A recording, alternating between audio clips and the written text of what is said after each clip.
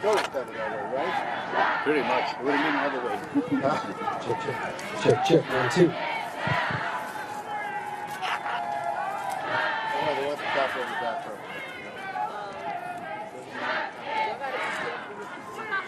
Now,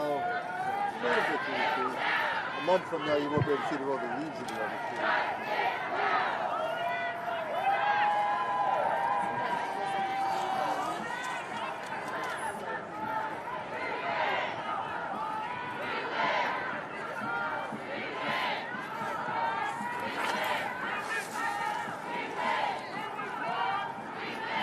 I even asked some grounds people.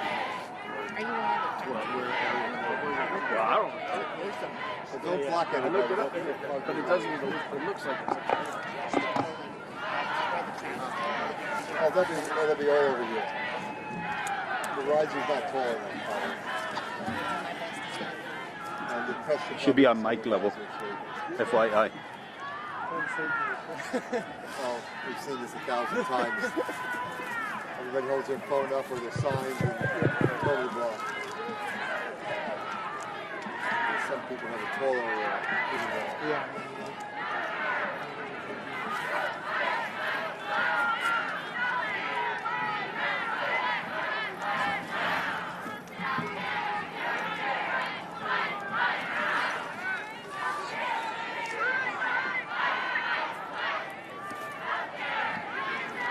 Who are you shooting for? I'm not speaking person. Oh, okay. I'll have some wires.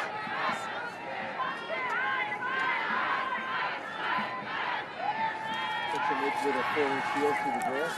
Yeah. I've never seen her not in the 4-inch shield.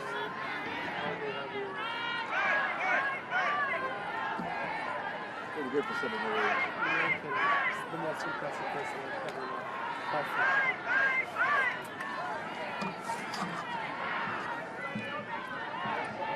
Mentally, she hasn't lost her step.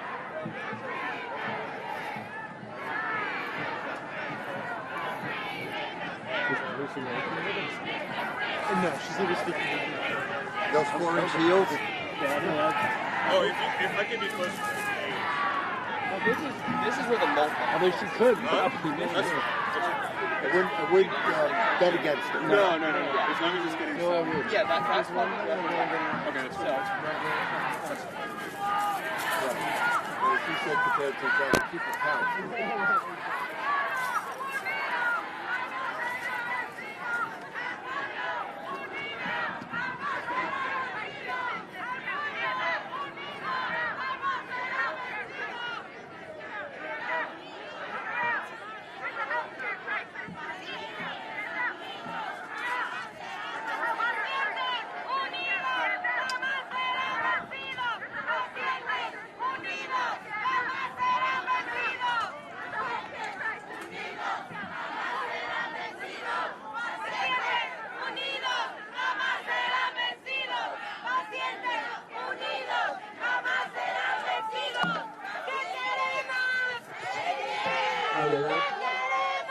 Welcome, welcome, welcome.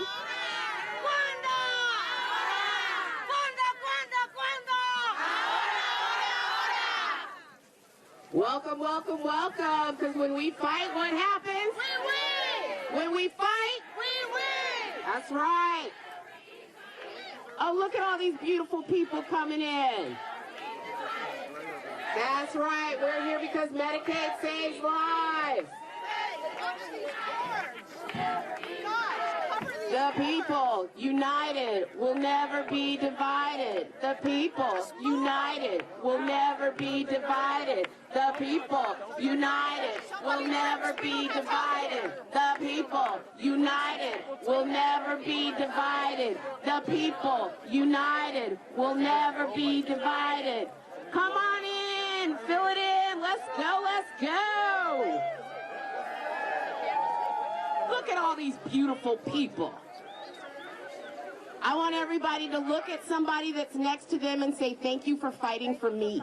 Thank you for fighting for me, media. That's right, because we wouldn't be able to do this without each and every person here. And you. Okay. Everybody, can you take 3 steps back so we can get the wheelchairs up front? 3 steps back. 1, 2, 3. Uno, dos, tres. Steps back. That's all the Spanish I know. Oh, she pulled right up front. Look at you. No Trump, no KKK. What? Oh, no fascists in the USA. No Trump, no KKK, no fascists in the USA. No KKK, no fascists in the USA. I like that. Thank you. Oh my gosh, housing does work. Housing first. I love it. Oh my God, thank you everybody. Thank you so much for marching with us. What a glorious day. Uh-oh, somebody get some help.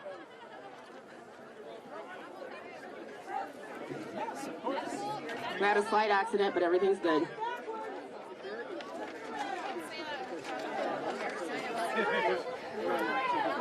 Okay, so the people right here in front of the camera, can you kind of lower your signs a little bit so that the cameras can get the shot? I know. Thank you so much. Oh my gosh, everybody. My name is Erin Jackson Hill, and I am the Executive Director of Stand Up Alaska and Alaskans Take a Stand. I want to thank y'all so much for marching with us today, and I'm just going to start off by telling you why we're here. So, Alaska has a population of 750,000 people. 1 in 3 Alaskans is on Medicaid. That is a third of our population. Okay? And those people are all calling my phone. No, I'm just joking. But people are really scared, right? People are scared, and there's a lot of uncertainty. And I know that I stand here today to stand up for thousands of Alaskans that can't be here. We traveled thousands of miles to be here to tell our elected officials that this is some monkey BS. I said it. So we're here and we're going to take over Capitol Hill. We're demanding no cuts to Medicaid or Medicare. We demand lower prescription drug prices, the protection of reproductive rights, and sustained funding for life-saving vaccines. People, I was standing outside of Senator Murkowski's office, and I had a grandma crying on my shoulders because she was afraid that her immunocompromised granddaughter that had cardiac issues was going to be affected because we've decided vaccines don't work.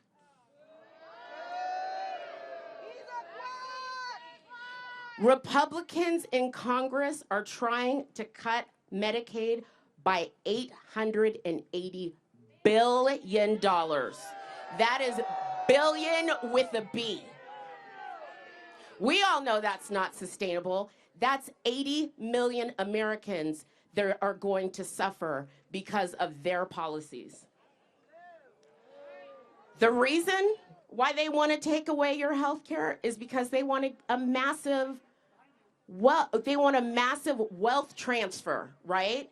It's basically, like this person down here said, it's a genocide, right?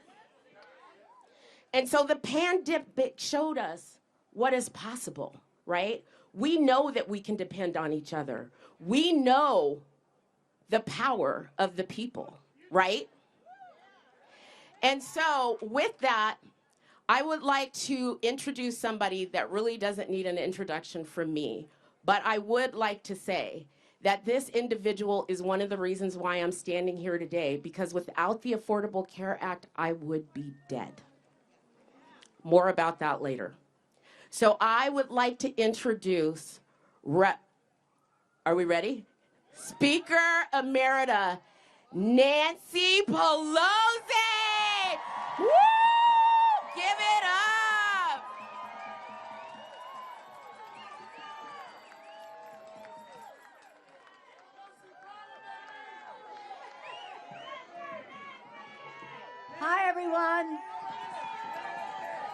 Let's hear for Aaron, Demario, and Annalie for bringing us all together today. You are the power. We can do only so much, and I accept your compliment about the Affordable Care Act. But without the outside mobilization, it could not happen. So know the power of you. Right now, we're at a place where we have so much to be proud of, so much to defend, as others try to sabotage it.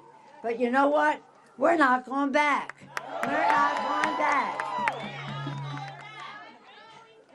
They say they want to cut waste, fraud, and abuse.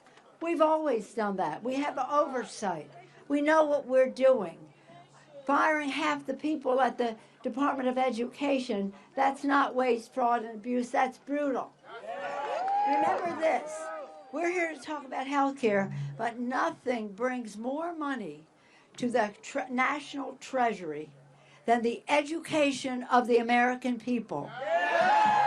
Early childhood, K through 12, graduate school, post-grad, lifetime learning for our workers.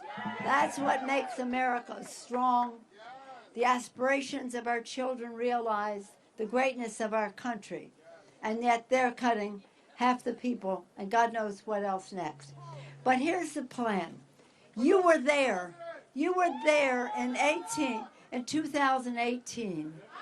You were there. There you go. And you made it happen. They said they were going to repeal and replace the Affordable Care Act.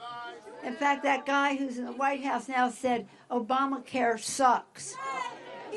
Crude as he is. But nonetheless, we said it doesn't suck. It cures. It cures. Now, Aaron talked about so many of the things that are happening with healthcare and research and the rest. I just want to focus as I close, not quite close, but almost close, and that is Medicaid. Medicaid, Medicaid, Medicaid. Many people think that Medicaid is just for poor children. That would be justification enough. That's our moral responsibility. That's what it has to do. But it's also a middle-class benefit for families that need home health care. So there are 72 million people in America depend on Medicaid, And in addition to that, our veterans, many of our veterans depend on Medicaid. So our leadership under Hakeem Jeffries and Catherine Clark and Pete, our leadership next week, we will be having a day all over the country. One word, Medicaid. Save our Medicaid. What they did in that bill that passed the House last night was disgraceful. It was harmful. It was deadly for some people. So understand this, and I'll say it again and again. We work very hard listening to you, deciding on priorities, writing language that serves the needs of the people. And we can only go so far. Without the outside mobilization, we cannot succeed. Popular democracy, thank you, thank you, thank you for having this. Popular democracy. And then in addition to that, we have to do, and last time when you helped, we had 10,000 events around the country to save the Affordable Care Act. And you know what people did? They told their stories. It wasn't about provisions or politics. They told their stories. We have to have that again. So I hope you'll be participating in all of that. But our Democrats in the Congress are committed to the good health of the American people. And the health care legislation is about not only their health, but their financial health, so they don't go broke paying bills. So thank you for what you're doing, for being here. You brought some good weather. Now let's create a political climate in which we can succeed. Thank you all so much. Thank Aaron, thank Demario, thank Analia, thank each and every one of you. Are we ready? All right.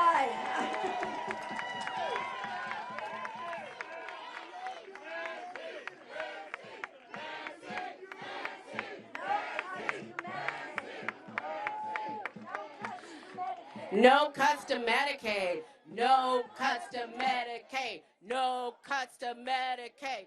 No cuts to Medicaid. No cuts to Medicaid. No cuts to Medicaid. Oh my gosh, thank you so much, Speaker Emerita. That woman, I am telling you, she is everything. Well, she is. I want to be her when I grow up. Prior to her incident where she broke her hip, she did all of this in heels, okay? Anybody that has worn heels before knows that that is quite a feat. So I hats off. Hats off. So next is another sister resistor that needs no introduction from me. She is amazing and is one of the people that is consistently in our court. That's right. She speaks truth to power every damn day. Representative Jayapal. Woo!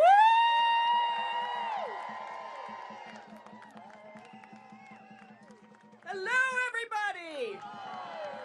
Are you ready to protect our health care?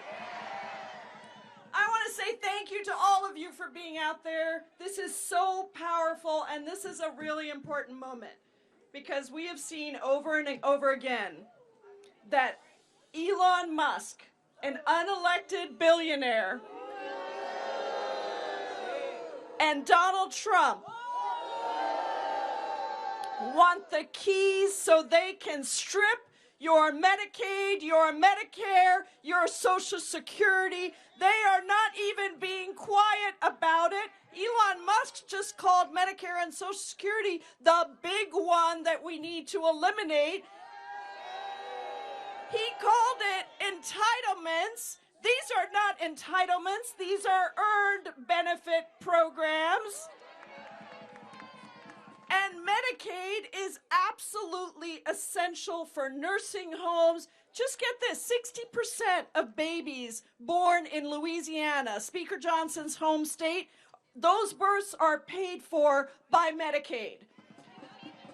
So every one of these programs, the Affordable Care Act, and God bless Speaker Emerita Pelosi for all of her work in protecting health care, we need the courage in the Senate that Democrats in the House had last night when we all voted unanimously, almost unanimously, to stop this budget bill. We voted no, and Senate Democrats have the opportunity to do what Republicans have done over and over again in blocking the things that we want to do to expand Social Security, to expand Medicare, to expand Medicaid. They have filibustered us over and over on us. We cannot give a blank check to Elon Musk and Doge to continue their destruction of critical benefits and programs, critical health care, critical privacy rights, critical things that Americans across this country depend on. Senate Democrats need to hold the line and not pass this funding bill because at the end of the day, we represent the people of America. We represent the people of America who deserve health care, who deserve their Medicare, their Social Security, their Medicaid. And I want to tell you about one person, one of my constituents, Adele. Adele's daughter got sick with strep when she was 4. Now, instead of all the usual symptoms, the strep went systemic, and she was septic. Her entire body shut down within 2 days. 2 days. She needed heart surgery, lung surgery, and kidney surgery, and she had less than a 5% chance of survival. Now, thankfully, her daughter survived this ordeal, and today she's in the 7th grade, and she's been described by her teachers as the hardest worker they've ever seen. And guess why Adele's daughter is alive today? Medicaid. She's alive because of Medicaid. Now get this, Adele's original bill was for $1 million. $1 million. Medicaid retroactively covered that cost and the subsequent costs of the treatment. And so Adele wrote into my office and she said, quote, "Without Medicaid, I don't know where we would be or if she would be alive. I do know that without Medicaid, I would be forever financially destroyed." I don't think, sadly, that this is a unique circumstance, right? How many of you have been in this situation where you haven't been able to afford your health care, where you have been saved by Medicaid or Medicare or Social Security, the Affordable Care Act, the things that government should be providing through universal health care? That's why I'm the lead sponsor. That's why I'm the lead sponsor of the Medicare for All bill, because I believe that health care is a human right. And I don't think that people should be profiting off of your pain and your illness. We should be ensuring that every single person in America has health care and that it is through a government-funded insurance program, not these private insurance companies that keep driving the costs up of your drugs and services. So look, I want to tell you that the reason I really wanted to be here today, and thank you, is because we are in a terrible situation in this country where our very democracy is at stake. And around the country, democracies fall in matters of months, not years.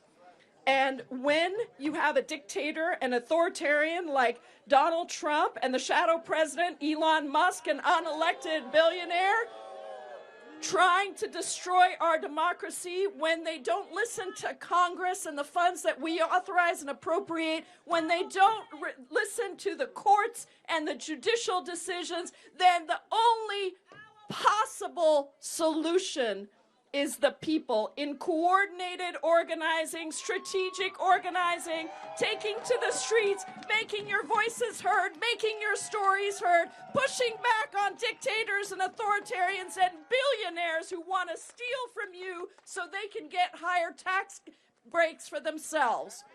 So let me hear it. What do you say to higher tax breaks for billionaires? What do you say to protecting our health care? And are you ready to do what it takes to save our democracy and save our health care? Thank you, everybody. We've got a lot of work to do, and I'm so glad that you're out here. Let's go get it done.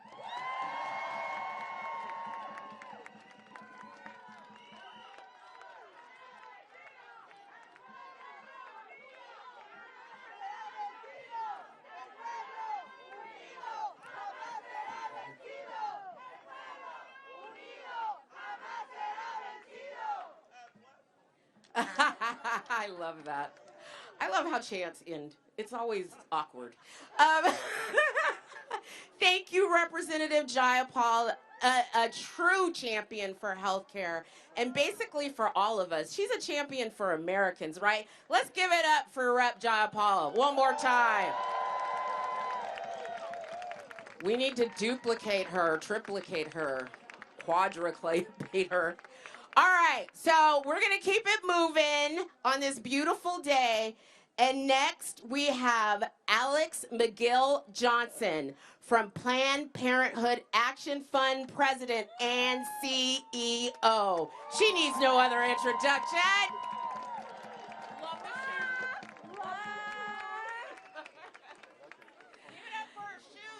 Yes, thank you. They're a little pointy in case, I gotta kick them in the... What's up, y'all? I'm Alexis McGill Johnson, President and CEO of the Planned Parenthood Action Fund. And I am so grateful. Thank you so much to all of our champions in Congress who are here fighting for our rights. And all of you, if you came here to fight for freedom, make some noise.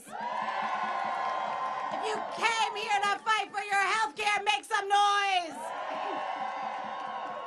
If you came here because you want to tell all those other officials that you need to send a message that you want them to protect your health care, make some noise. They are right over there, so you know they can hear us. Let's make sure when I say save our, you say health care. Save our. Health care. Save our. Health care. let me be clear. We are here today only because billionaires and politicians that they pay for want to take away our health care insurance so that they can have more money. Today, we are living in a public health crisis that was created by President Donald J. Trump. That's right. And now he and his homies in the Capitol want to make it worse. Because taking our right away to abortion wasn't enough. Now they're coming for our wellness exams, our pap smears, our birth control, our cancer screenings, our STI testing, and our treatment. Make no mistake, this attack on Medicaid is about denying people the dignity of health care. And are we going to stand for it? It's an attack on the young mom who's working her way through school who needs access to health insurance, for the child who needs his annual checkup and vaccines, for the grandparents living in the nursing home, all of those folks who need access to basic health care. And that's why we're saying it louder for the billionaires in the back. All people deserve health care. Your tax breaks be damned. Let them hear you from the Hill to the White House. Save our! Save our! Save our! Let me tell you, this fight is personal for me. Nearly 1/2 of all Planned Parenthood patients rely on Medicaid to get their care. Every year, nearly 600 Planned Parenthood health centers across the country open their doors to care for patients no matter what. Patients are coming in looking for ways to prevent pregnancies, getting information about how to stay healthy and safe, receive life-saving cancer screenings, and yet, every day, Medicaid and other programs ensure that they can be seen, no matter who they are, no matter where they live, and no matter how much money they have. If our opponents get what they want, whether it is by defunding Medicaid or trying to defund Planned Parenthood, all of our care will be impacted. Health centers could close, communities will be harmed, and patients across the country will pay the cost. And yet, our opponents persist. They have shown us their hand. They have always been playing for power and control at the expense of our bodies, our lives, and our futures. But we are going to save our I keep thinking about the chaos and the confusion and the cruelty that must be the point of these fights. I mean, really, what must they think of us? They don't respect us. They don't care about us. And we know they are not like us. That's right. They not like us. They think that they can take away our care because they think that they don't need us. So just wait, because we got something for them. Yes, we do. We're going to flood those town halls. We are going to jam their phone lines. We are going to hold them accountable, and we are going to remind them that the people did not vote for this. The people did not ask for this. They asked for cheaper eggs. They asked for affordable homes. And we know this movement has never, ever backed down from a fight, and we are not going to start now. So let me hear you one more time. Save our, save our, save our. I know you didn't wake up today to accept the status quo. I know you woke up today because you got fire in your belly. I know you woke up because you got justice in your soul. You got Vaseline on your cheeks and you are ready to fight because we are going to demand that our elected officials listen to us, that they protect Medicaid, and that they save our, let's get it done.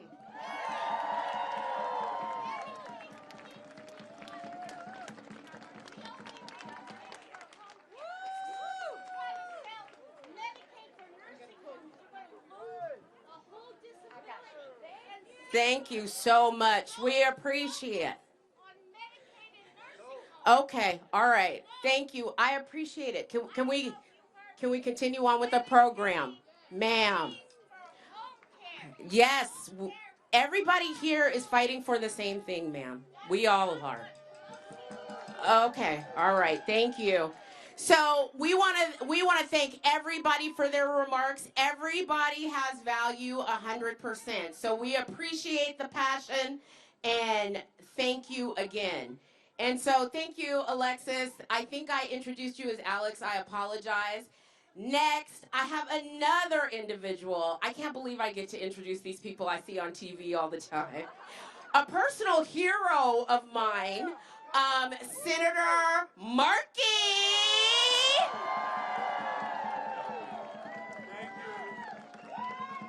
Thank you all for coming out here today, because we are at a critical turning point in American history. In 1900, life expectancy in the United States was 48 years of age. In 1900, 20% of all children died before the age of 5 in the United States of America. And then, what happened?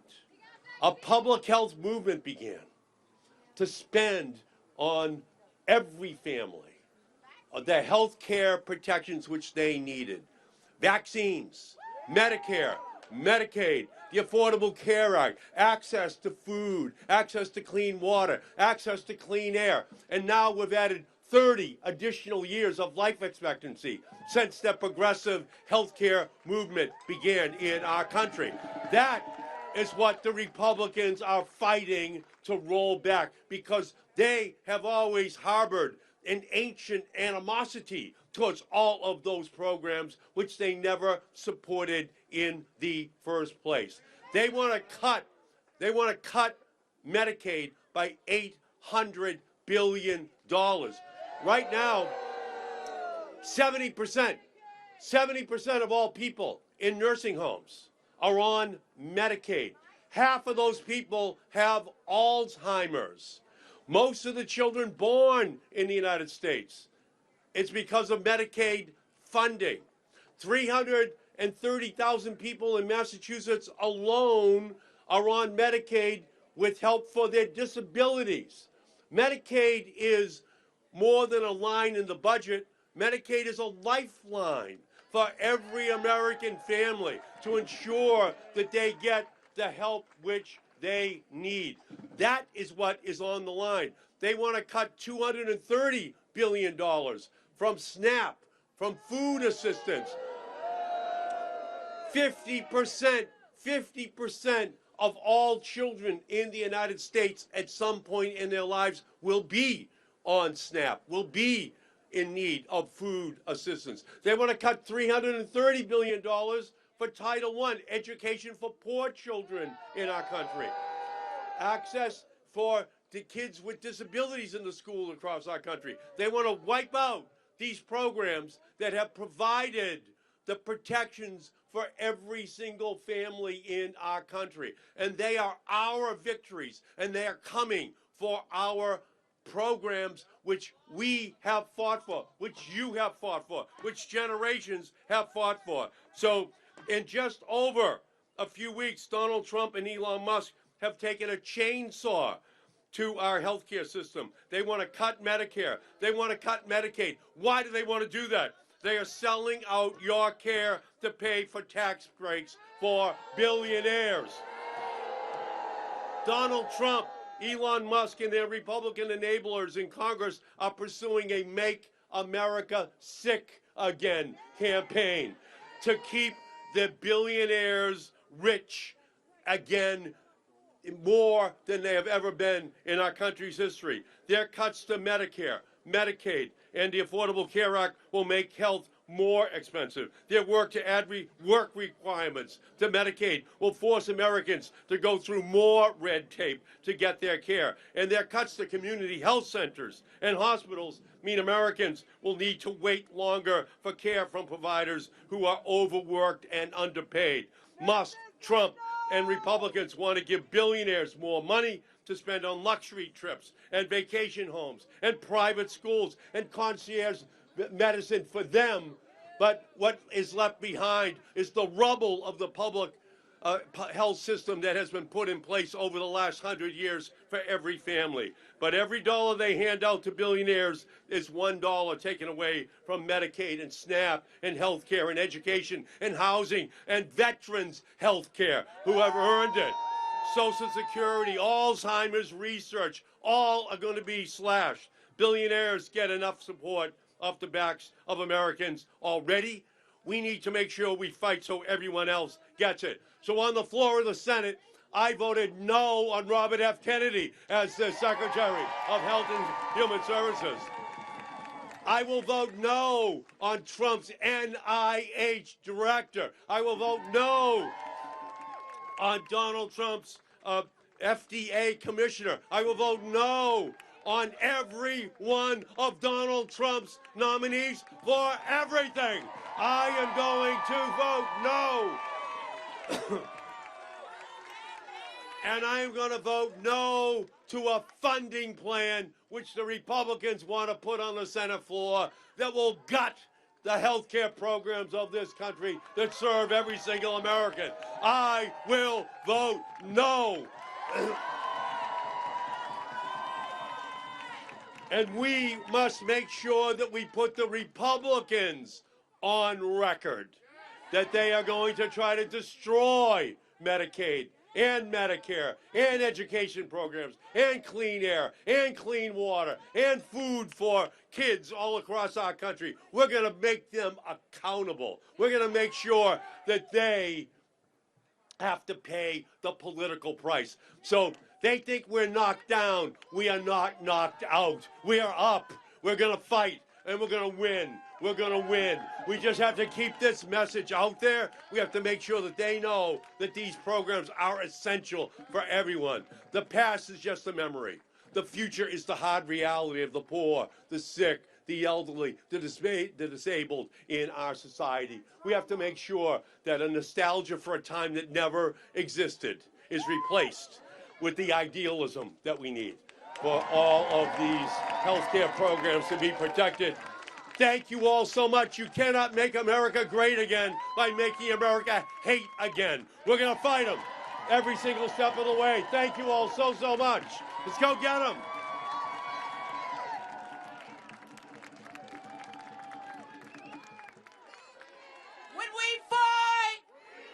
When we fight, that's right. Thank you, Senator Markey.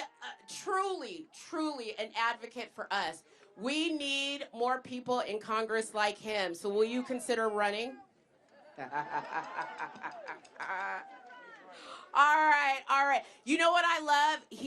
The phrasing, make America sick again, which is massa. Is anybody surprised? Right?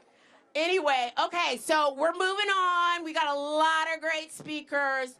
So coming up, we have Gina from MPA, Fari from Spaces in Action, and Frankie Clark from Action NC.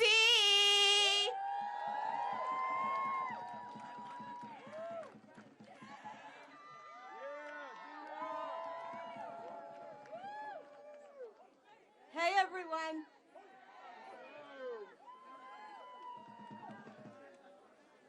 So this proposed $880 billion to Medicaid is going to hurt everyone suffering and the most vulnerable in our nation are going to hurt. I have been disabled for almost 25 years. At the age of 30, I was diagnosed with a very rare disease called Cushing's.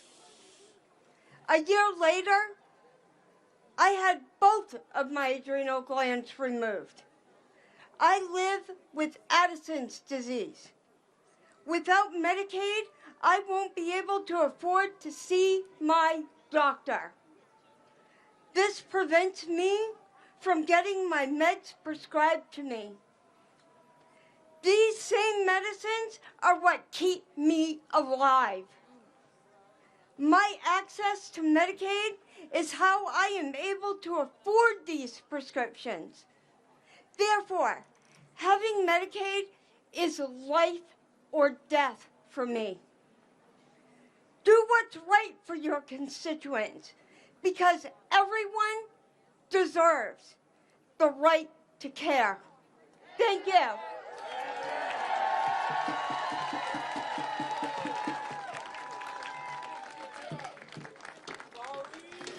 Jumbo Bwana! On behalf of our great nation's capital, I am Fari Gamina Tumpe, health equity organizer with Spaces in Action, multi-generational caregiver of differently abled family members, and I too live with several autoimmune disorders, but very honored to put my foot on the necks of bad actors as a national member of Popular Democracy. I have come to rely on Medicaid for my differently able family members, and I have had incidents, many of them, of being denied authorizations for expensive and crucial mental health medications for my grandchildren. It was denied by Medicaid. Let me hear you say shame! Shame! Shame! Right-wing Republicans are holding the U.S. economy hostage. They are weaponizing the need to increase the debt limit and demanding massive federal spending cuts to Medicaid. There's also the proposal of the expansion of so-called work requirements for Medicaid and federal anti-poverty programs like SNAP, WIC, TANF. The Economic Analysis and Research Network has already documented why these requirements don't work. Instead, they inflict harm on the people with the greatest need. If the rich succeed in forcing this deal, millions of people will have access to their basic health care and food put at risk, while boosting billionaire corporate profits. We tell the world that we are the land of the free and the home of the brave, but we live in the land of racial capitalism and the home of systemic oppression. In spite of it all,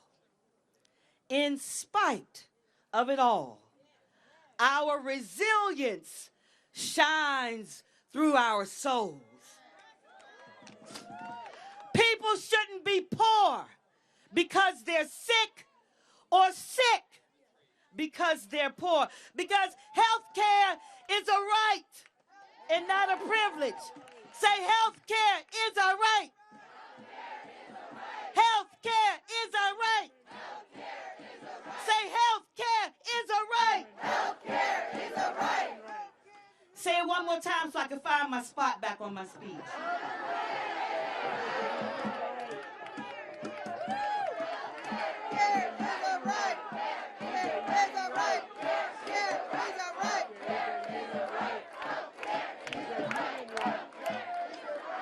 I'm not going to worry about finding it. I just want to say, together we fight, together we win, we're stronger together. And we must keep moving our money. Say, move our money. Move our money. Say, move our money. Move our money. Say, move our money. Move our money. When health care is under attack, what do we do? Stand up, fight back. I said, what do we do? Stand up, fight back. What do we do? Stand up, fight back. When health equity is under attack, what do we do? Stand up, fight back. What do we do? Stand up, fight back. What do we do? Stand up, fight back. When your dignity is under attack, what do we do? Stand up, fight back. What do we do? Stand up, fight back. I said, what do we do? Stand up, fight back.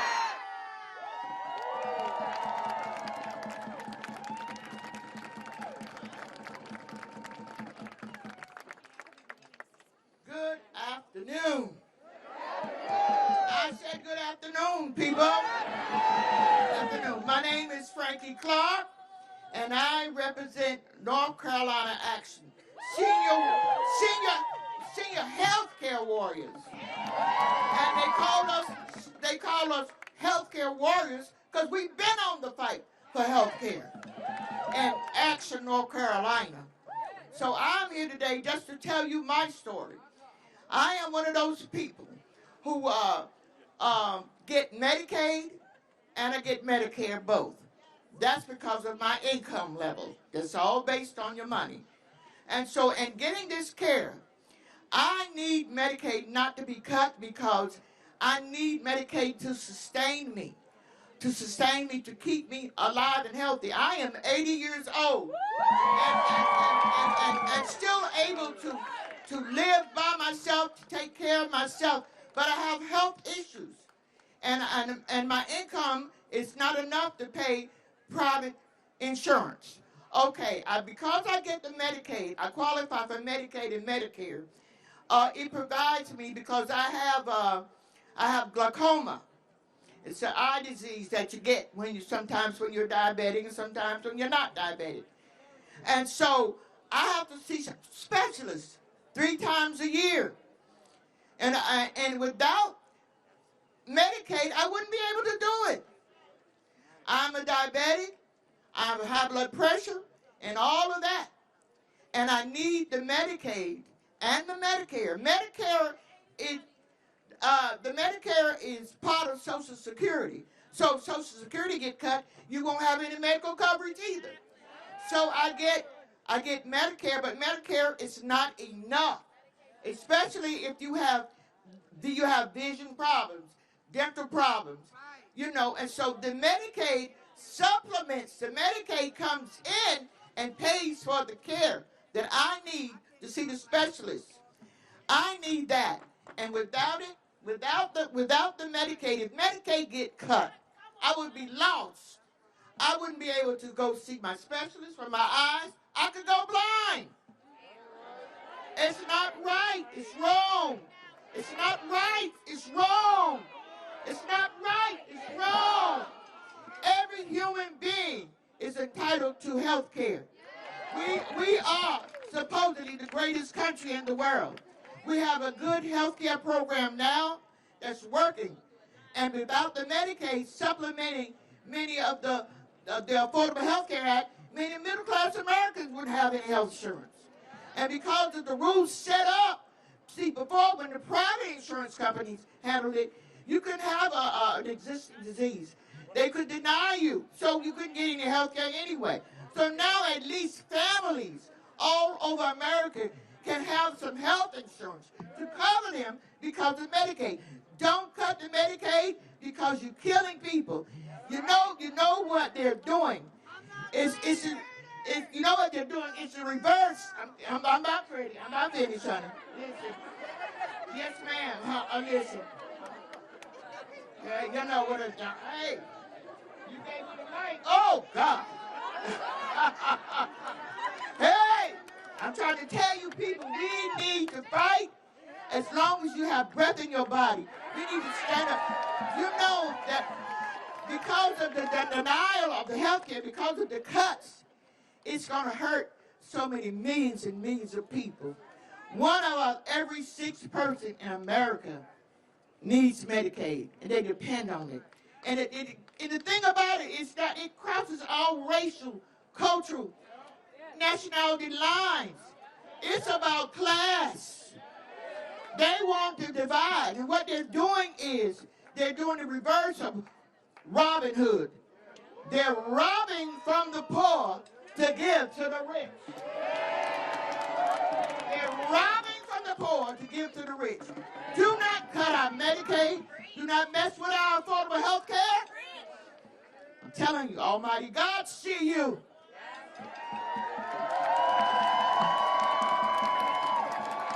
Mic drop. Almighty God sees you, right? That's right. Because I see that sign right there that says, Jesus said, and I am not religious, but he was a good dude. Jesus said, feed the poor, heal the sick, and love thy neighbor. Because love, not hate, makes America great, right? That's right. That is right. Okay, we got another individual here, another one of my resistor sisters, okay? They actually, last summer, they adopted me into the squad. They said I was the Alaska squad. I felt all special and stuff. So, that's true. Healthcare is a human right. Healthcare is a human right. Healthcare is a human right. Healthcare is a human right. With that, we're going to introduce somebody that knows that to her bones.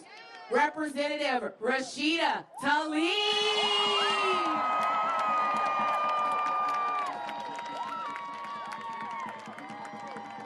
Hello, everyone.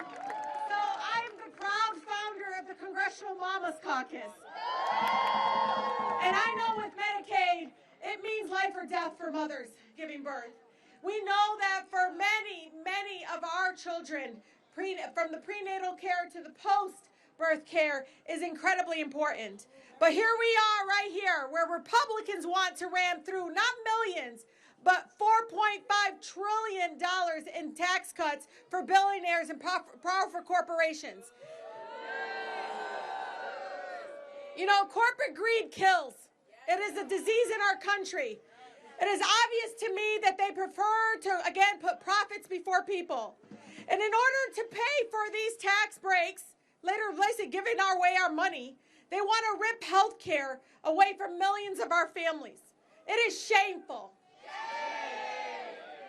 You know, I have colleagues throw it up and say, well, this budget proposal doesn't have the word Medicaid in it. Yeah, okay, we ain't stupid. We understand what nearly $1 trillion out of Energy and Commerce Committee really means. Stop lying to the American people. Some of you have over 50, even some is over 60% of folks that depend on Medicaid. So when we say fund care, not billionaires, we mean it. You know, I know nearly 80 million people around the country depend on Medicaid and CHIP for health services. I know so many of our families have been working so hard to combat Black maternal health, infant mortality in our community. I mean, it's like we get a foot in and they pull back. For those that rely on Medicaid, you all know it's not just a service or coverage. It is a difference between life and death. But right now, we all know the future of our Medicaid system is under threat. You know that under the Republican budget, more than 250,000 people alone in my district would be risking that health care coverage they need.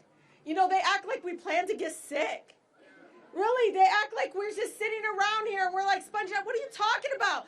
Who likes to go to the doctor? You know what I mean? Like, and we have sick care in our country, not health care. They don't have the courage to take on big pharma and the healthcare industry that literally feeds on profit and greed. But here we are, them treating us like we're just numbers. These folks are our neighbors, they're our friends, they're our families. Have you ever talked to a father that lost the mother of his children giving birth? Have you ever talked to a person that continues to say, even the Medicaid system now isn't even covering my prescription drugs? And they want to just take the bare minimum that they're even giving to my residents. It is shameful. Now, this is where I get emotional. You know, I'm the eldest of 14, mashallah. I'm the eldest of 14. And I've been taking care of people all my life. And when I think of the babies, the children, and it's unbelievable that we would literally sit here and think that giving this $4.5 trillion to these corporations while leaving our children out there, some of them, again, unhoused, so vulnerable. You know, they act like it's so easy to get health care in our country. It is worse than hard.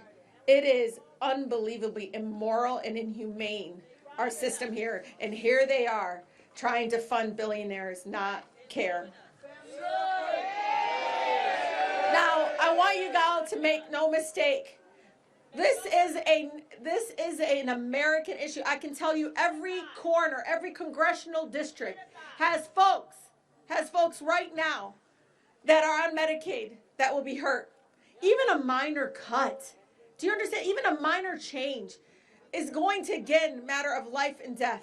I've already seen it where folks can't afford their prescription drugs rationing, a mother coming before our committee, twins rationing literally the insulin, losing one of her children at 6 years old.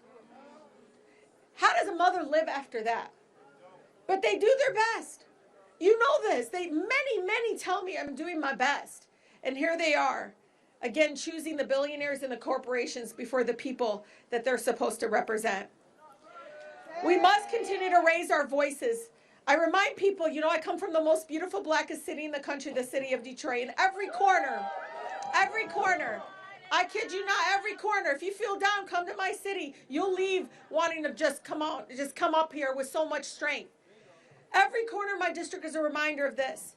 That institution, it doesn't move until you make us move. That's right. That White House, that president, you think they wake up, oh, you know what? The Civil Rights Act that's a really good idea. People marched. They demanded that change. You think the right to organize unions came from the White House or Congress? No. It's when people withheld their labor. It's when we demanded that change and that protection. People were dying, and they still do at work. And they wanted human dignity, and it was the people that organized in the streets. We showed up with our bullhorns, with our voices, with our real lived experiences, and we held them accountable. We didn't disappear. We didn't shy down. We were unapologetically speaking truth to power. There's a reason that a lot of my colleagues don't want to have what do they call it? Town halls. Yeah, I know. And, thing is, they all have offices that can take meetings. They all have hospitals, clinics, centers. So many of them have seasoned residents in their community. They need to raise their voices and speak up about what this really will mean to their community. It is devastating that some people are thinking, you know what, just let it happen and see what happens. I said, no, I don't want anybody to die. So we're going to fight to save lives. We're going to fight against the corporations. We're going to fight against corporate greed. Because guess what? They are underestimating the people here. They are underestimating how much we love our communities and love our neighbors. Because hell, if they won't do it, we'll take care of the sick. We'll take care of our children. You know how? Because we're going to make that institution move. Because I want you to repeat after me. Fund care, not. Fund care, not. Fund care. Fund care. Let's go save some lives. Thank you so much.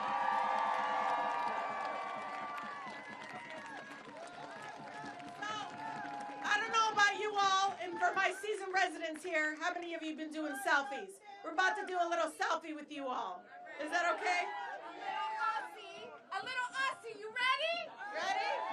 When we fight, we win. When we fight, we win. When we fight, we win. Thank you.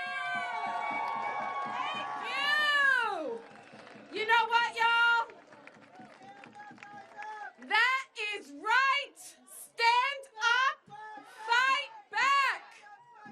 Stand up. Stand up. Stand up. We are going to fight for our communities. We are going to fight for our children. We are going to fight for our grannies. We are going to fight for our dignity.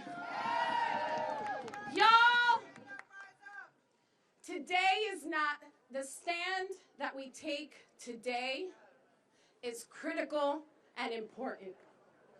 But the truth is, we got to carry this message across all of our communities. So I want to know, I'm going to put you all on the spot right now. Be ready. You ready? All right. I want, if you are ready to go talk to your neighbors, to go talk to your family, to make a call to your Congress member, to send a letter, across community to maybe write into the paper. I want you to put your fist up and say, I am ready to fight for all that I love and must protect. I make a commitment to my community, to those around me, and to justice. I am glad to stand in community with all of y'all, my beautiful people. I should introduce myself. Ooh, I'm having a hot flash. Oh my God. Oh, I think some people in the audience, they understand what I'm talking about. You may see steam in a minute. Thankfully, it's not that cold. Y'all, I am excited to be able, first of all, my name is Ana Lilia Mejia. I know that's a lot of vowels. All you got to remember is when we fight, we win. All right? I have the privilege to be co-ED of the Popular Democracy, which is, frankly, it's all of us. All right? Our commitment is to stop this massive transfer of wealth from those who live at the expense of the American people and those who are left to build our lives at the margins. This idea that even some of our quote-unquote friends in the Democratic Party, this idea that they could play possum, that they could just stand aside, that they can just allow the madness to happen because they believe that they'll be able to own the fallout later. But guess what? We are the fallout! We are the collateral damage! We refuse to be pumped into the grist mill without a fight! Are you with me? I know who is down to fight. I see them spread everywhere. As the daughter of a nurse. As the daughter of a nurse who, to be frank, y'all, I knew I had to be really sick if I tried to not go to school. Something had to be bleeding, falling off, or I was dead. But as a mother, as a daughter, as an activist, I want to share, right now, my mother is 81 years old, has dementia, and if it wasn't for the fact that Medicaid is there, I wouldn't be able to work. I couldn't even stand in front of you and fight for everyone else. If it wasn't for Medicaid, I wouldn't have the support that allows me to engage. Healthcare is a human right. Healthcare will be protected. Healthcare can be saved by all of us. Leading the fight alongside all of us at Popular Democracy, at New York Communities for Change, at Las Doñas, at Vocal, at Casa, at all of these, Stand Up NC, Stand Up Action NC, Stand Up Alaska. We have one of the most tremendous unions and union leaders that is ready to put down, shut up, fight, anything we have to do, and that is the incredible Diane McClure, RN and Vice President of NNU National Nurses Union. Come on, Diane!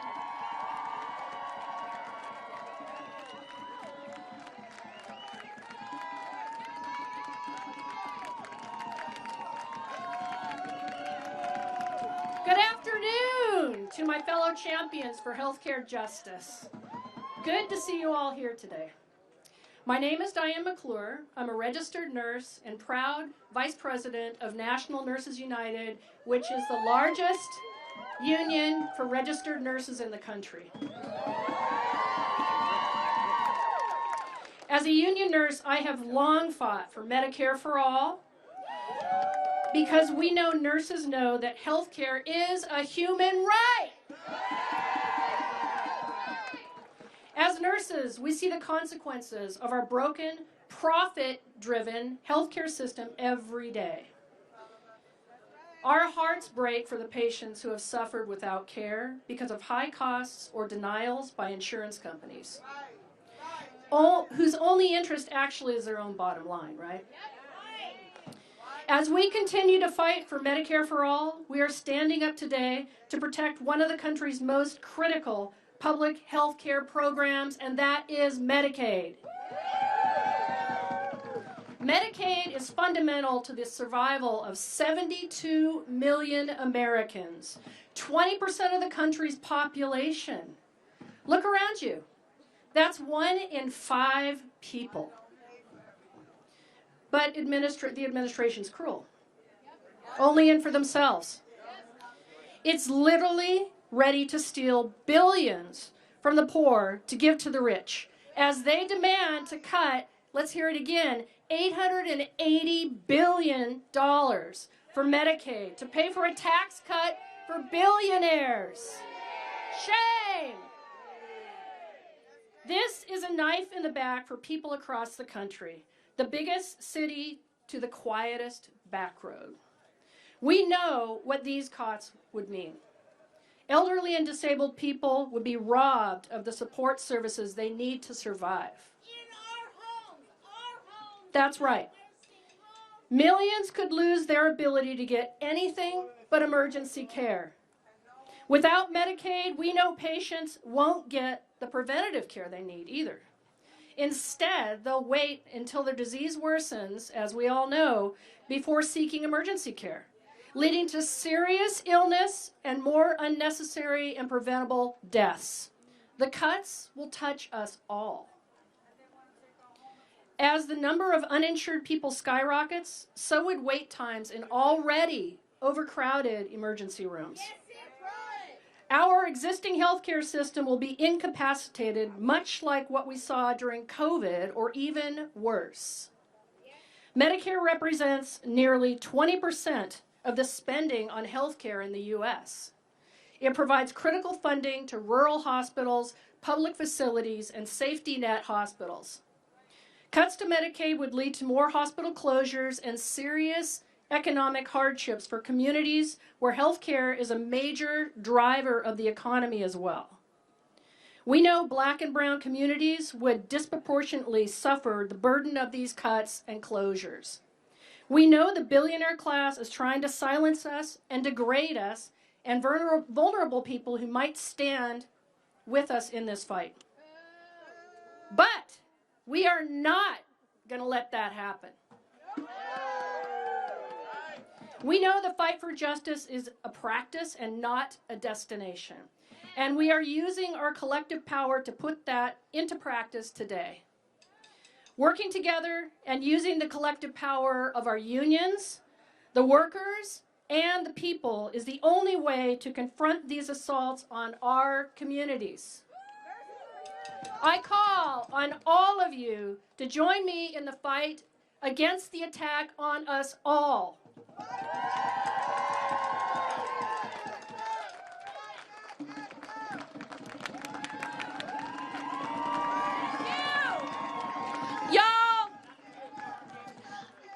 We are mounting a comprehensive fight. We have activists, we have union leaders, we have community leaders, we have young people, we have more experienced, seasoned people. Together, we are going to make this thing happen. I am so proud to introduce my sister from another mister, to tell the truth. My comrade in activism who has been leading not only in action but in heart, the incredible, the amazing Jamila Healy from Be a Hero.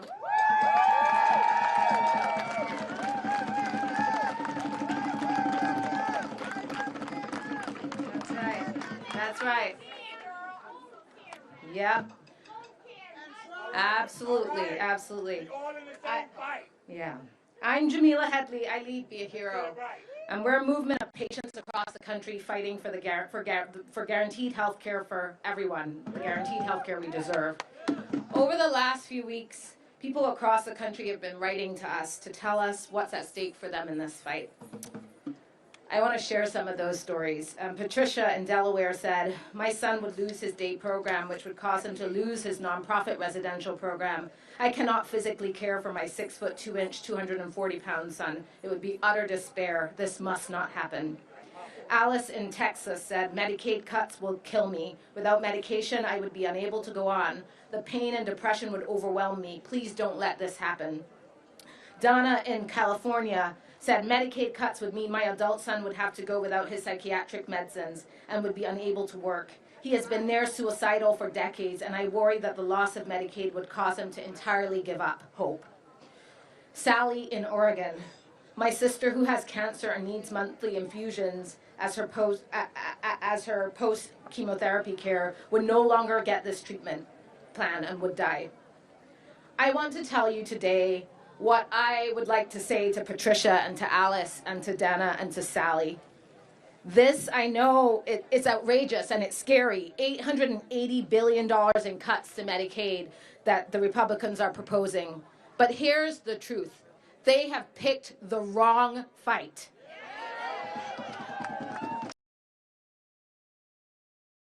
Congress have picked the wrong fight. And Elon Musk, he has picked the wrong fight to try to extend their tax cuts for their billionaire friends and corporate cronies on the backs of our health care. Here's why, because there are 80 million people who depend on Medicaid and CHIP across this nation. We're talking about 1 in 5 of us, 6 out of 10 of all people in nursing homes, 4 out of 10 people with disabilities, like me, almost half of all poor adults, and 80% of all kids who live in poverty.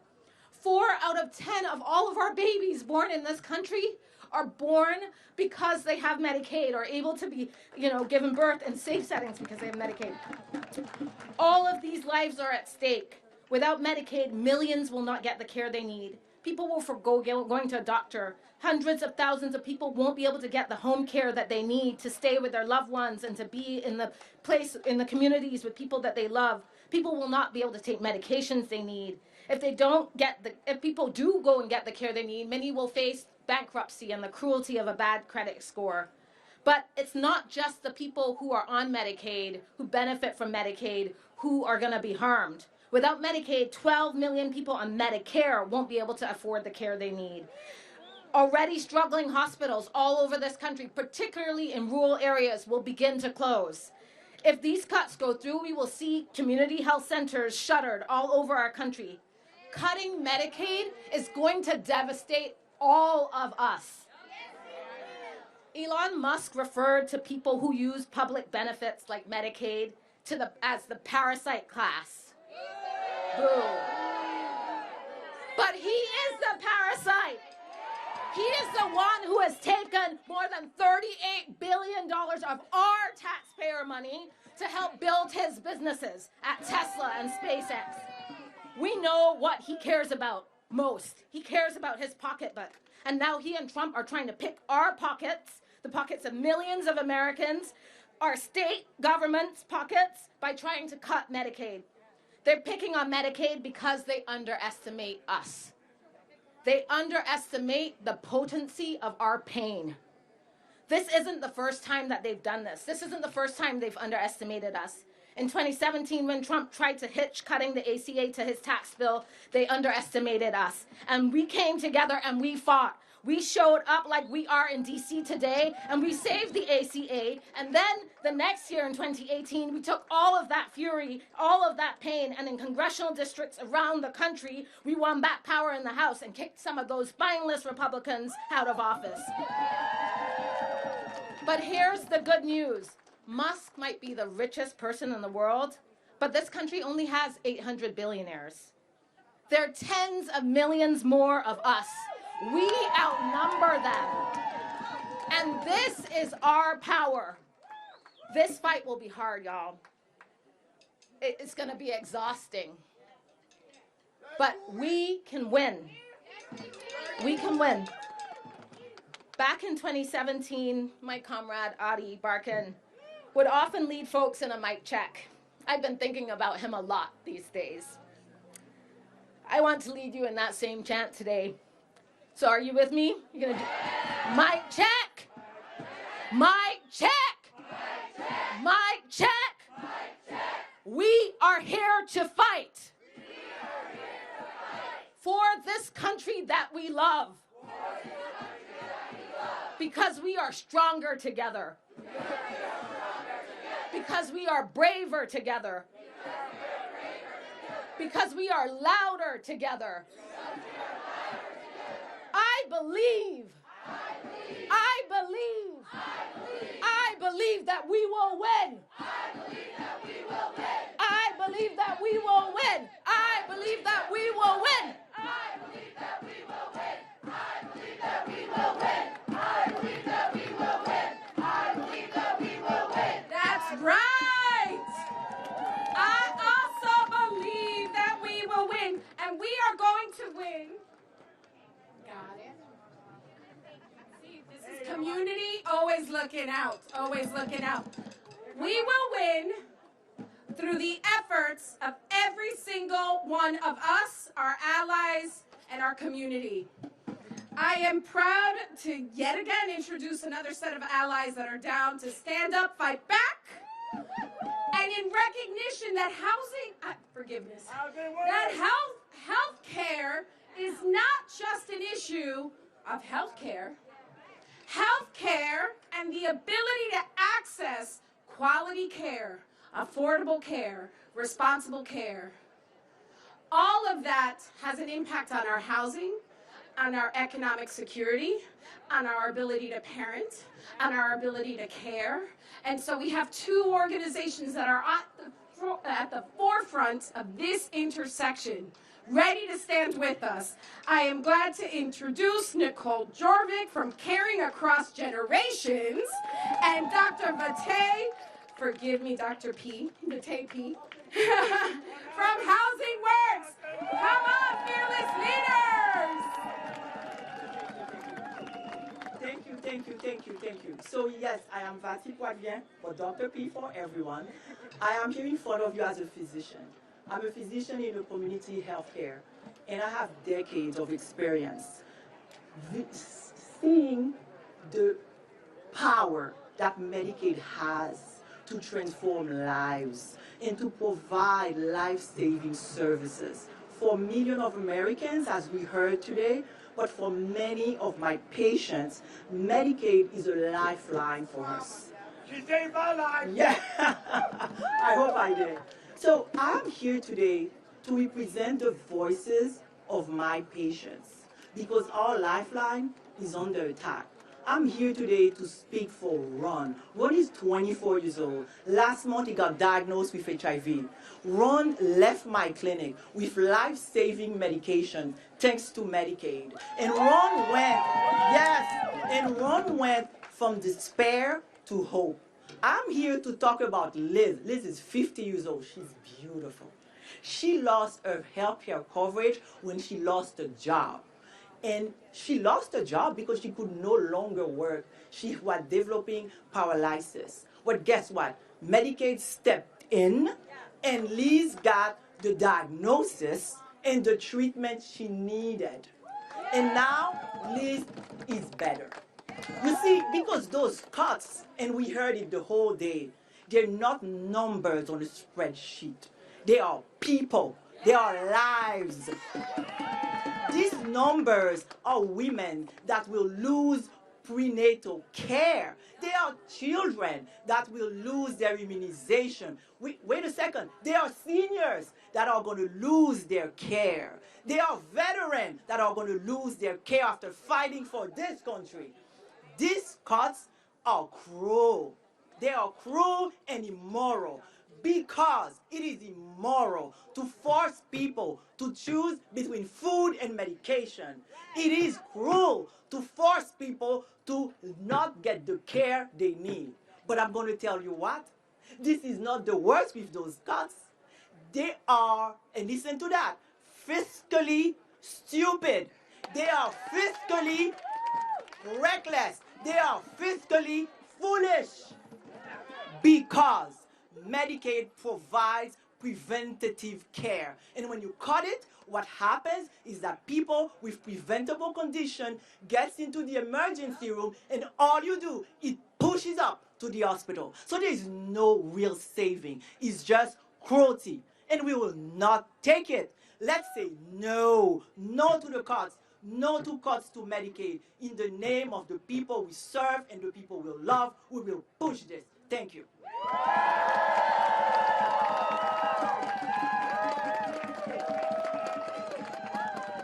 Medicaid definitely saves lives.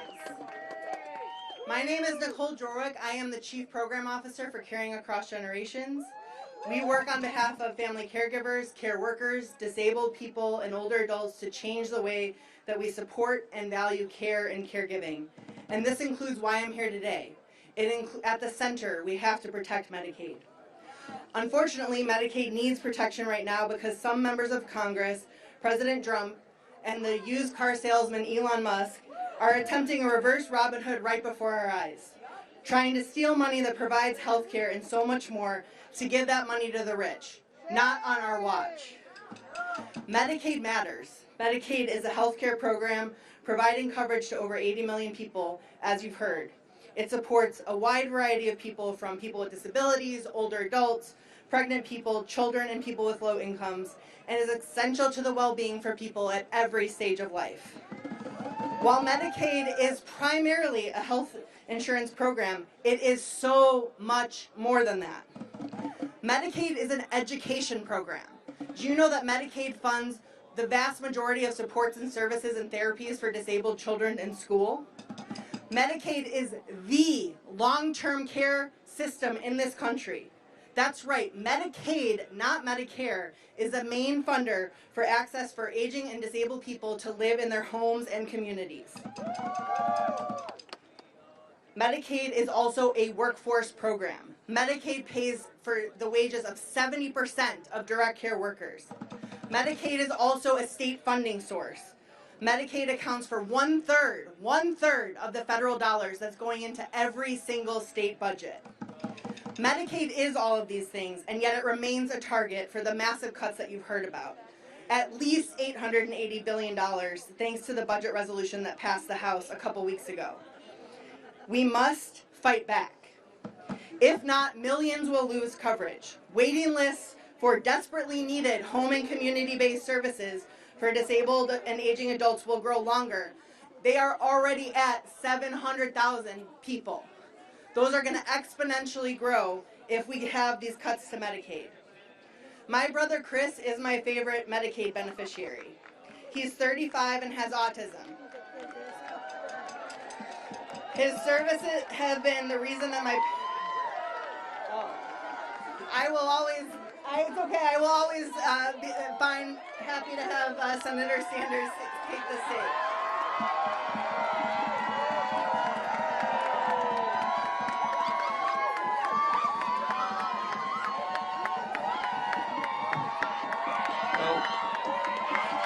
Thank you. Well, thank you all. Thank you all. No. It is not Bernie. If there is ever a time in American history where it's not one person, but millions of people, this is that time. Right? Not me, it's you, it's all of us. All right, all of you, I'm sure, have heard, you understand what the cuts to Medicaid are about.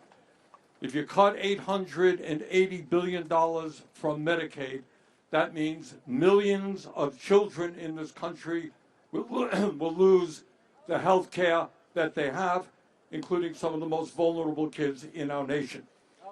What it means at a time when 2 out of 3 people in nursing homes get supported by Medicaid, and when nursing homes are already in desperate shape, it means that your mom, your dad, may not be able to get into a nursing home or may be forced to leave a nursing home. I have worked very hard for a number of years on expanding community health centers. 32 million Americans, including 1 out of 3 in my state of Vermont, use community health centers for primary health care. 40% of the revenue for community health centers comes from Medicaid. Cut Medicaid, they are going to shut down or not be able to provide the quality primary care that the American people need. But I want you all to understand that all of this is taking place in a healthcare system that is already broken.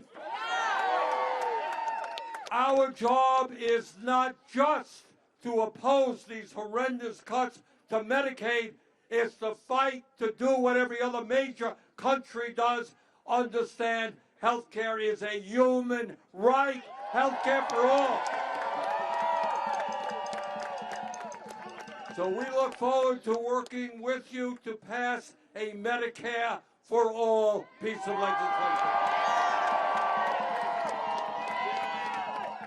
But what we have all got to appreciate is what we're looking at right now is not just devastating cuts to Medicaid. We're looking at devastating cuts to nutrition programs. In the richest country on earth, millions of our kids go hungry, are not getting the nutrition that they need. But it's not just Medicaid, it is not just nutrition. Right now, they are cutting away the Social Security Administration. Social Security is already understaffed. They are not responding to the calls that people make. They want to devastate that program so that when people call, they get nothing. Last year, 30,000 people died who were on disability because they couldn't get their benefits on time. If Musk and Trump are successful, tens of thousands more will die.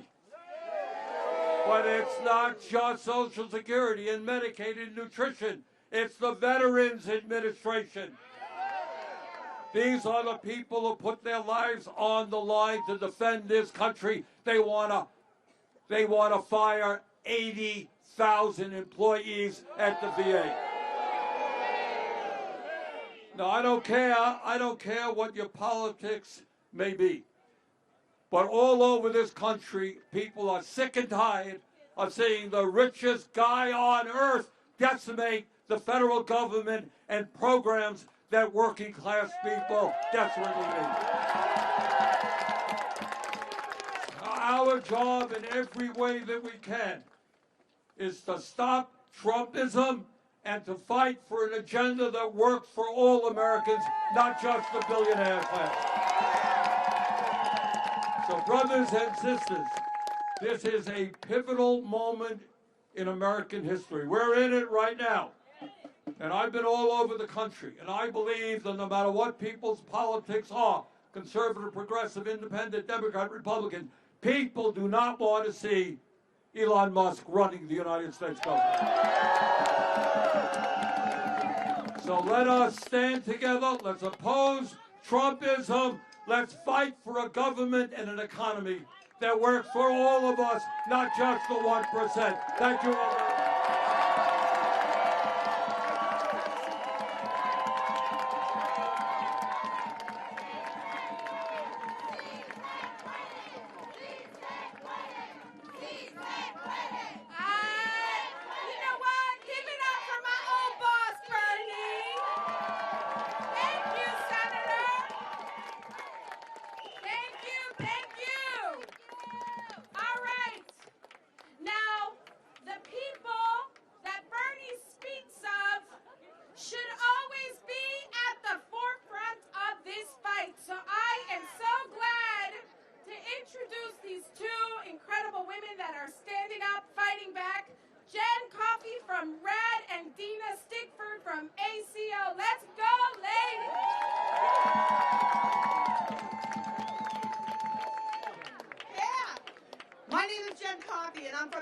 New Hampshire.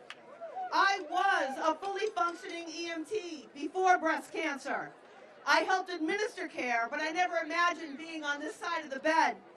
I am here to fight to save lives. It's hard enough to fight insurance denials and delays with over 848 million claim denials a year. There is no doubt that Medicaid cuts will cost lives, and those people will die suffering. 1 in 5 Americans have access to health care only because of Medicaid. 4 out of 10 children only have access to a doctor because of Medicaid. Over half of Medicaid is spent on people who need long-term care facilities. What happens to those people? Are we going to put them on the street? Is the new way to cut taxes for the rich to build cemeteries for the poor and the infirmed? Is that the care a veteran deserves? Is that the new standard of care for our elders? For the disabled? Let them die? Because making cuts to Medicare and Medicaid will succeed in doing just that. Millions of people are at risk of losing access to care that allows them to work and live dignified lives. Home and community-based care is in danger of closing. Elderly and disabled people will be made homeless, unable to afford rent and medical care, choosing between food and heart medication. I know how hard it is to balance the bills and the health care you need to live. I had to ration my care to keep a roof over my head. I know the shame it caused me to have nothing left to show for myself, having sold it all to stay alive. Instead of cutting Medicaid and taking health care away from people, Congress should do more to make the ultra-wealthy and big corporations pay what they owe. But they're not going to do it unless you act. Use your hands. Pick up the phone. Tell your senators and members of the House you're outraged. Use your bodies. Get down to town hall, district offices, and rallies. Make your voices heard and keep doing it over and over again until they back off and leave our health care alone.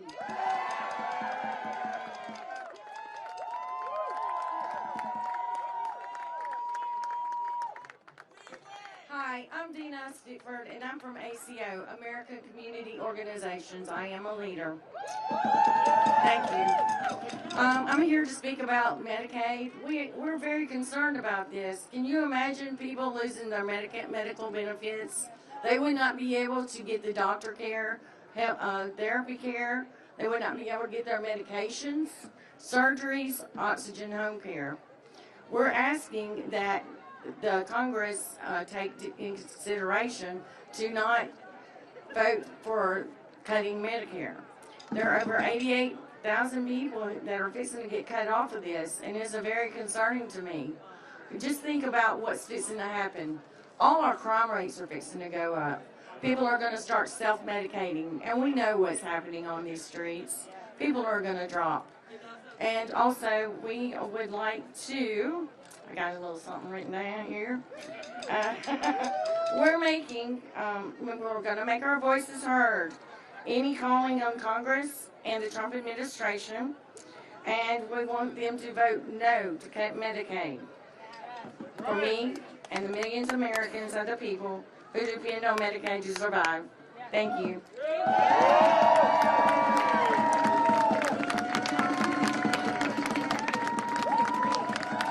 Did she not do great, y'all? Is this not the kind of leadership we need in this moment? Thank you. Thank you so much, Dina. Thank you, Jen. Thank you for your patience. I don't know if you saw, Bernie was ready to talk to all of us. Y'all, we know when we fight, we win. We know that this is going to take everyone.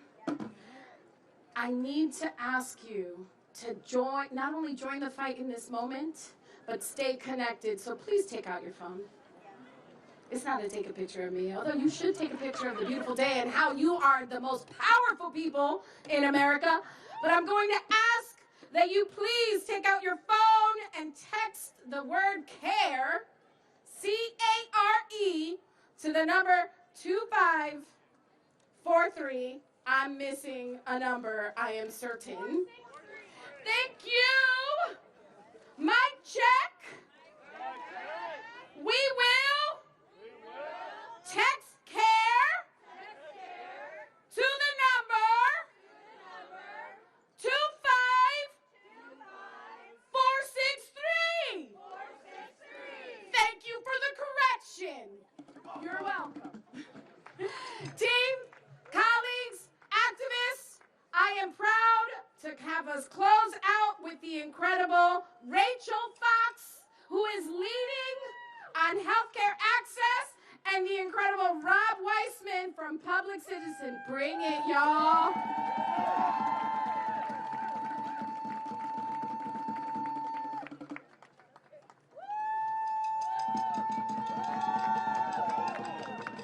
Hi. It's so nice to see everybody out here defending Medicaid. I'm Rachel Fox. I'm a medical student, and I'm with Students and Physicians for a National Health Program where we where we advocate for a universal, comprehensive, single-payer healthcare system. I used to work in Medicaid financing before med school, and I'd like to tell you a story from that job about how Medicaid saves lives and can save money in healthcare spending in the long run. So, one summer, a hospital contacted my team about a little boy who had well-controlled asthma for the majority of the year, but in the summer he was going to the emergency department multiple times every week with asthma attacks that were caused by the summer heat and humidity because his family couldn't afford air conditioning. So we got him a $100 AC unit for his bedroom window, courtesy of his state's Medicaid program, and his emergency department visits dropped to almost zero. That $100 Medicaid claim ended up saving hundreds of thousands of dollars in healthcare spending and allowed that little boy to have happy, healthy summers. That's just one of a million examples because Medicaid is critical. It's flexible enough to meet individual states' needs, but it's broad enough that every single hospital in the country receives Medicaid funding. It covers innocent kids struggling through the summer break due to their asthma, and 40% of kids in general. It covers new moms and their babies, elderly folks in nursing homes, people living with disabilities, first responders, veterans, people trying to escape poverty, and students like me in half of my med school class. Does any of that sound like waste, fraud, or abuse to you? No, me neither. So, since this administration and their douchebags seem confused about what counts as smart spending, let's give them some examples of what actual waste, fraud, and abuse would look like. Waste would be Trump spending $18 million in taxpayer money to play golf for over a quarter of his days in office. Boom. Fraud would be Medicare Advantage, not traditional Medicare, which we love, but Medicare Advantage, which is run by private health insurance companies and is under investigation for overcharging the Medicare Trust Fund while providing worse services for their enrollees. Boo! Paying more for less is only an advantage if you're a United Healthcare shareholder. And abuse would be Elon Musk, our national parasite, leeching off of our government to get even richer. Boo! So let's tell Congress to work on cutting actual waste, fraud, and abuse instead of slashing Medicaid and access to care for the most vulnerable Americans. I feel so fortunate to have you guys on my side, and from all of us at Students and Physicians for a National Health Program, thank you.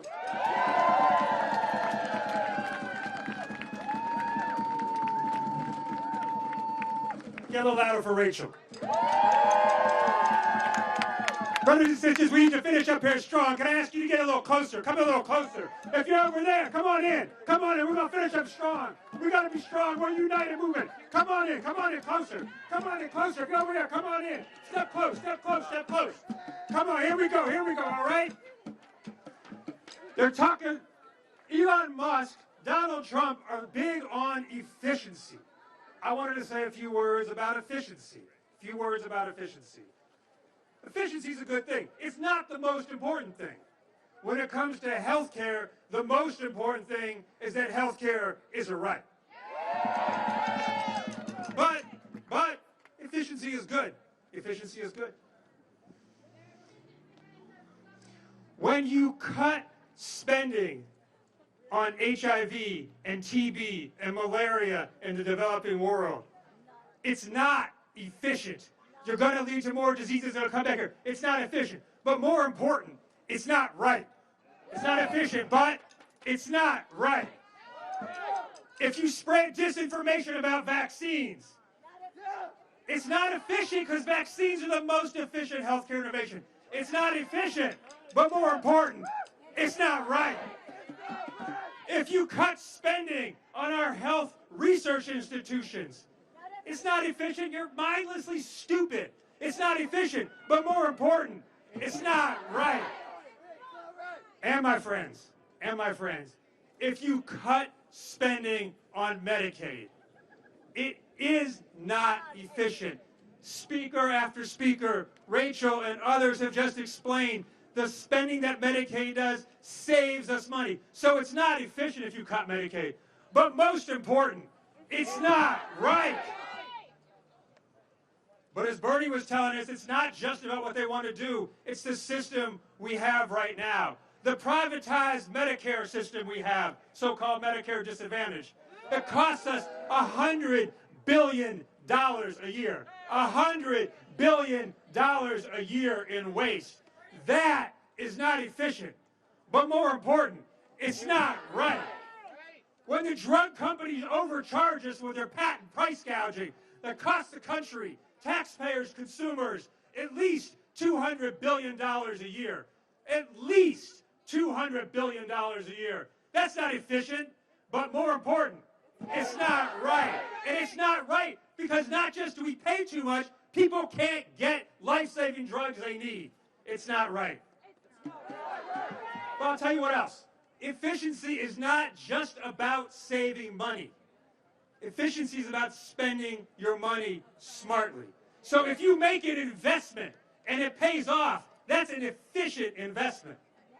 So if you expand Medicare so it covers dental and hearing and vision, that's efficient. But you know what else? Healthcare is a right.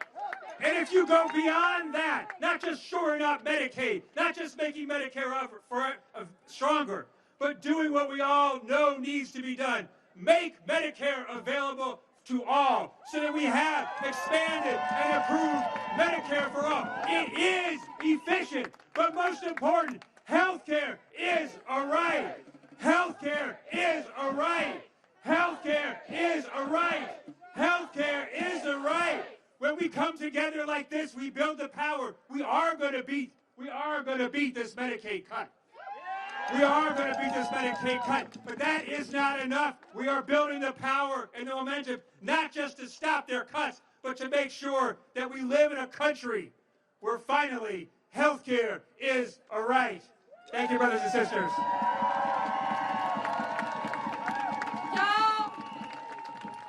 Y'all, there's nothing left to say except recommit to take this fight at home. Again, I'm going to ask you one more time. Raise your fist if you're with me.